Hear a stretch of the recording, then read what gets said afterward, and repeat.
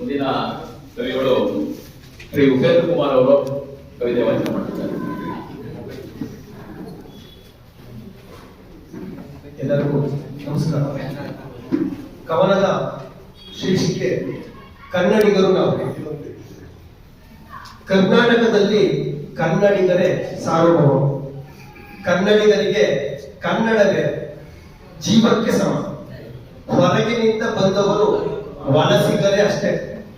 ನಮಗೆ ಕರ್ನಾಟಕ ನೆಲವಿಲ್ಲದೆ ನೆಲವಿಲ್ಲ, ಕಾವೇರಮ್ಮ ಇಲ್ಲದೆ ಜಲವಲ್ಲ.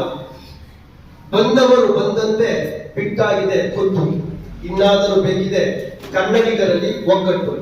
ಇದೇನಿದು? ದಿನೇ ದಿನೇ ವಲಸಿಗರು ಹೆಚ್ಚಿ ನಮ್ಮೂರಿನಲ್ಲಿ ನಾವೇ ಅಲ್ಪಸಂಖ್ಯಾತರಾದ ಅನುಭವ. ಇದೇನಿದು? ದಿನೇ ದಿನೇ ಕಾವೇರಮ್ಮ ಹರಿದರಿದು ನಮ್ಮ ಹೊಲಗದ್ದೆ ಒಣಗುವ ಸಂಭವ.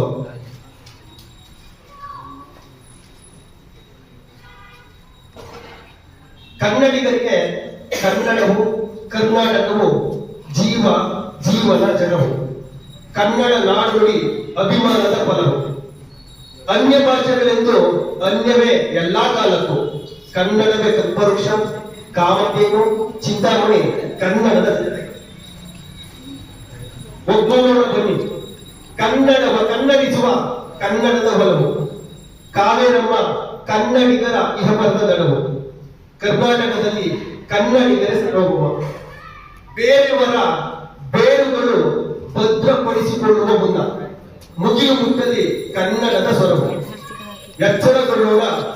ಎಚ್ಚರಗೊಳಿಸೋಣ ಕನ್ನಡದ ಕಣಕಣದಲ್ಲಿ ಕನ್ನಡದ ಪ್ರೇಮ. ಕರ್ನಾಟಕದಲ್ಲಿ ಕನ್ನಡವೇ ಪೂಜ್ಯಮಾನ್ಯ. ಕನ್ನಡಿಗರಿಗೆ ಕನ್ನಡವೇ ಜೀವನ ಜಗತ್ತು ಪೂಜ್ಯಮಾನ್ಯ.